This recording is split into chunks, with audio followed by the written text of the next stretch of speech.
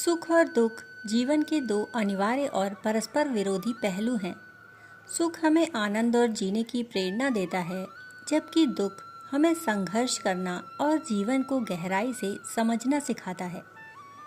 धूप और छांव की तरह यह दोनों एक ही सिक्के के दो पहलू हैं, जिन्हें अलग नहीं किया जा सकता। सुख मन की वह अवस्था है जब परिस्थितियां हमारी इच्छा के अनुकूल होती हैं और हमें संतोष मिलता है।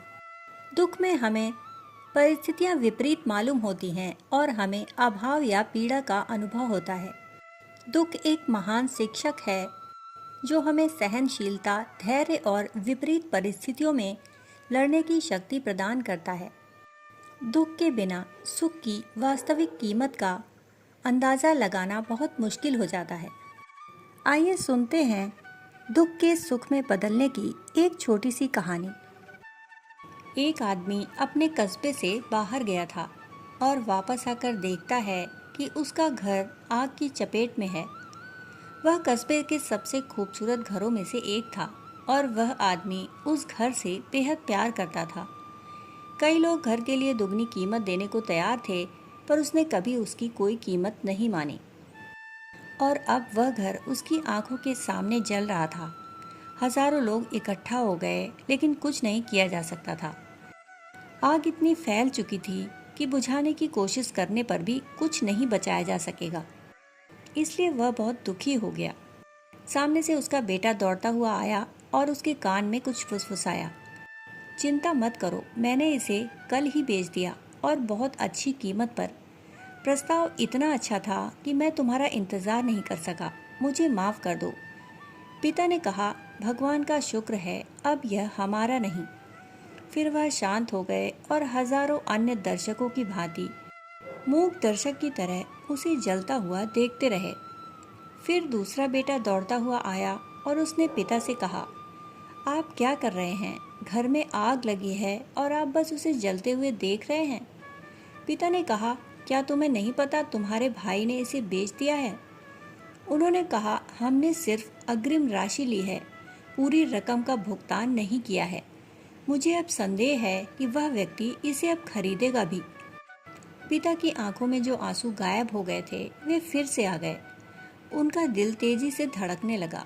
तभी तीसरा बेटा आया और बोला, वह आदमी अपनी बात का पक्का है, मैं अभी अभी उससे मिलकर आया हूँ। उसने कहा, घर जले या ना जले, इससे कोई फर्क नहीं पड़ता। यह मेरा है और मैंने जो कीमत तय की है, मैं उसे चुकाऊंगा। ना तो तुम्हें पता था, ना मुझे, कि घर में आग लग जाएगी।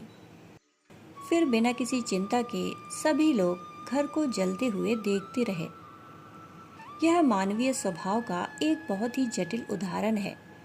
यद्यपि इस कहानी में वर्णित व्यक्ति को अपना खोया हुआ घर बहुत प्रिय था, फिर भी यह जानकर उसे सुकून मिला कि वह अब उसका नहीं रहा।